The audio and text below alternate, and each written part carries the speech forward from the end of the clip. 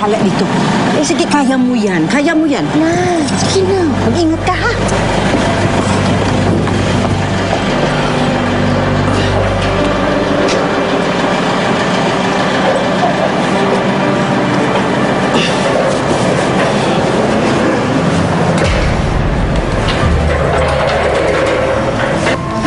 Hindi mo sinasagot ang tawag ko.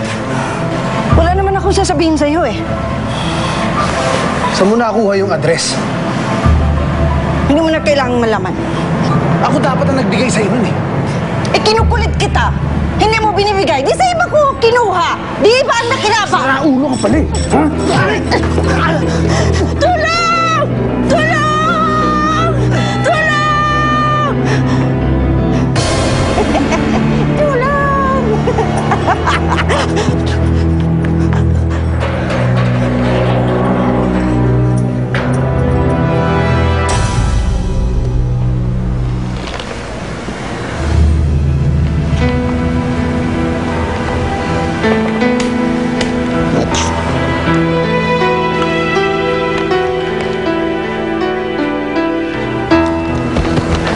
Nay, alam ko naman pong cute kayo sa akin.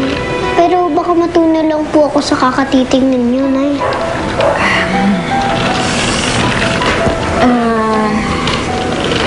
Kasi anak, may sasabihin ng nanay sa'yo eh. Ano po yun? Tsaka kanina pa po kayo tingin na tingin sa akin eh. Siyempre anak, huwag mo naman mamadaliin ng nanay.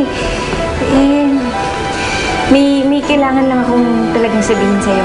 Halika nga dito anak. Upo ka dito sa tabi ko. Bakit po? Ayoko kasi nang magalit ka sa sasabihin ko eh.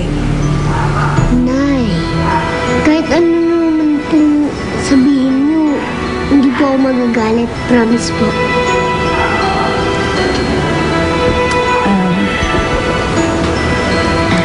Anak, alam mo naman at nararamdaman mo naman kung gaano kita kamahal, di ba? Hanggat kaya ko, lahat gagawin ko para sa'yo. Gusto ko lang sabihin sa'yo na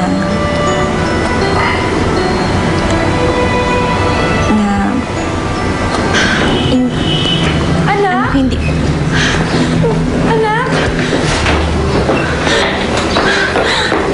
Anak ko.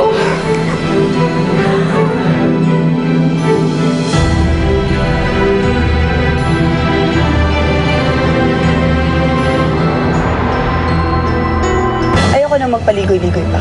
Alam namin na mahal mo si Nino. And you don't want to lose him. Tutulungan ka namin na labanan si Guneth. Saan naman tayo maghahanap ng bagong pagkakakitaan? Ayaw sabihin sa akin ni Cecil kung sino nagbigay sa kanya ng impormasyon. Kung sino binayaran niya. Eh di sa puntiryahin natin. Abangan niyo yung kwento ni Gwyneth. Lalabas ako doon. At ako ang susi ng katotohanan. Iurong niya ang kaso dahil nangako ako. Ibibigay ko na sa kanya si Nino. Akala ko ikaw yung inay ko, pero hindi. Sino po siya, Nay? Paano ko po siya naging nanay? Ibibigay mo nga. Pero dapat ipakita mo kay Nino na mas karapat-dapat kang piliin kaysa kay Gwyneth. Tawagan si Burks, papuntahin dito si Nino. Mama, hindi lang tayo kay Helen magpapaalam. Pati na kay Guneth. Pag nasa atin na si Nino, marami sila maghahabol at magbabayad sa atin. Konting tiyaga, tamang timing. Yun lang kailangan natin para walang aberya itong plano natin.